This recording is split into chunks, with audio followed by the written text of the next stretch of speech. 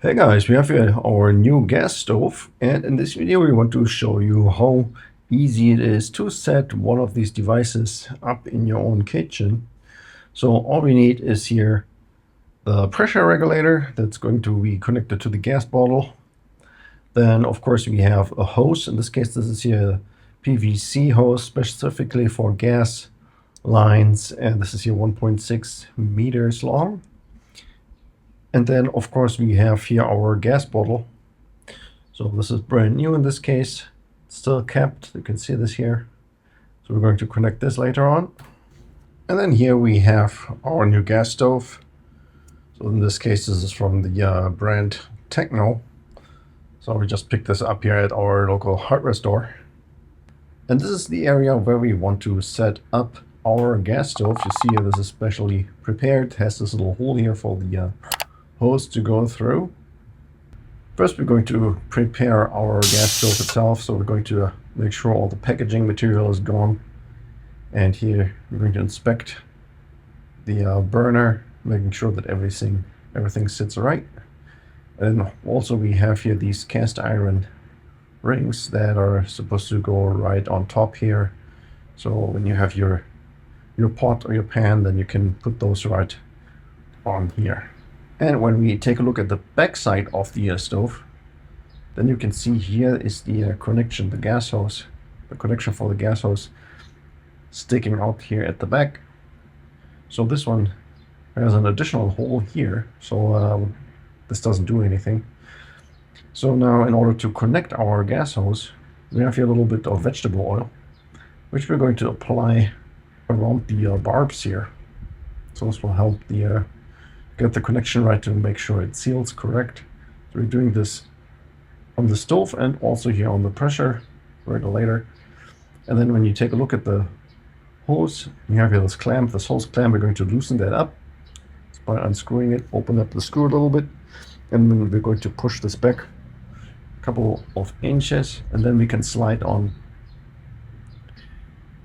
here the hose onto the barbs. Make sure that the hose goes in all the way as far as possible to make sure that we are not going to have any leaks here, that the hose doesn't come off in the future. So really pushing this tight on there as much as you can, and you can see you can swivel this hose connector, and once the hose is on all the way, then we can push our hose clamp back on, and then we're going to tighten this really nice. So I'm going to put the hose clamp about halfway on the barbs, and then our hose from the top goes now to the bottom underneath the sink here, underneath the countertop. And as I mentioned before, we can swivel this hose here, the connector. So I'm going to actually do it in here, put it in here like this.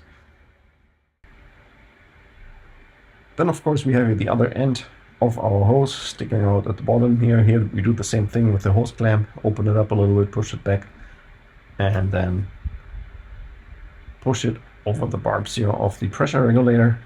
And then of course don't forget to tighten the hose clamp really nice.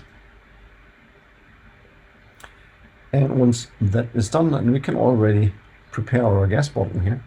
So we take off the seal that we have here. It was really easy to just pull off, and then we don't need any extra oil here on this end here of the connection.